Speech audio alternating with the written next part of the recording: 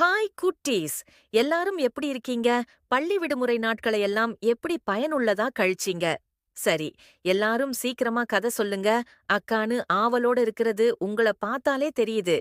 இன்னைக்கு அக்கா உங்களுக்கு நம்பிக்கை மற்றும் விடாமுயற்சியை பற்றிய சூப்பரான கதை சொல்லப் போறேன். எல்லோரும் தயாரா இருக்கீங்களா? சரி, சரி, சொல்றேன்.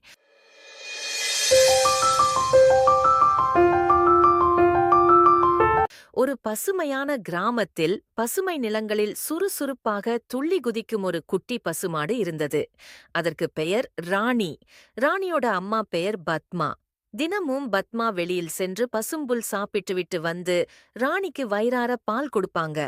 அதேபோல ஒரு நாள் ராணியை ஒரு மரத்துக்கு அருகே கட்டிவிட்டு அம்மா பத்மா வெளியே போயிட்டாங்க. ராணிக்கு எப்படியாவது வெளியே போகணும், பூச்சிகள் பறவைகள் பறப்பதை பார்க்கணும், தண்ணீரில் எதிரெதிராக கண்ணை பார்க்கணும் என ரொம்பவே ஆசையாயிருந்துச்சு. ஆனால் கயிறு அது ராணியை கட்டிக்கொண்டது. ராணி முயற்சி செய்தது. ஒரு தடவை, இரண்டாவது தடவை, மூன்றாவது தடவை. ஆனால் கயிறு அதை விடவில்லை. அந்த நேரத்தில் ஒரு அழகான கிளி ஒன்று வந்து ஒரு சிறிய கிளையில் அமர்ந்தது. ராணியிடம் அது சொன்னது, "நீ இன்னும் சிறியவள்தான். ஆனால் உன்னிடம் நம்பிக்கையும் விடாமுயற்சியும் இருந்தால் இந்த கயிற்றை சுலபமா நீ வெல்ல முடியும்." ராணி அந்த வார்த்தைகளை மனதில் பதித்துக் கொண்டது. ஒவ்வொரு நாளும் அது சின்ன சின்ன முயற்சிகளைத் தொடர்ந்தது. சில நாட்களில் ராணிக்குச் சக்தியும் வந்தது, நம்பிக்கையும் வந்தது. ஒரு நாள் அது தன் முழு திறனையும் கொண்டு கயிற்றை இழுத்தது. அதே சமயம் கயிறு பழுதாகி அறுந்தது. ராணி தன் வாழ்க்கையில் முதன்முறையாக வெற்றியை உணர்ந்தது.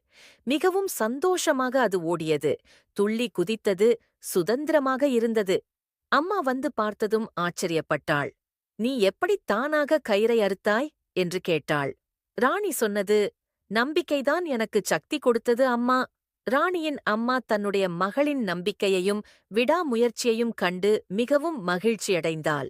அதனால குட்டீஸ், நம்பிக்கையும் தொடர்ந்து விடாமுயற்சியும் சிறியவர்களை கூட வாழ்க்கையில் பெரிய பெரிய வெற்றிகளுக்கு அழைத்துச் செல்லும். இந்த கதை உங்களுக்கெல்லாம் பிடிச்சிருந்ததா குட்டீஸ்?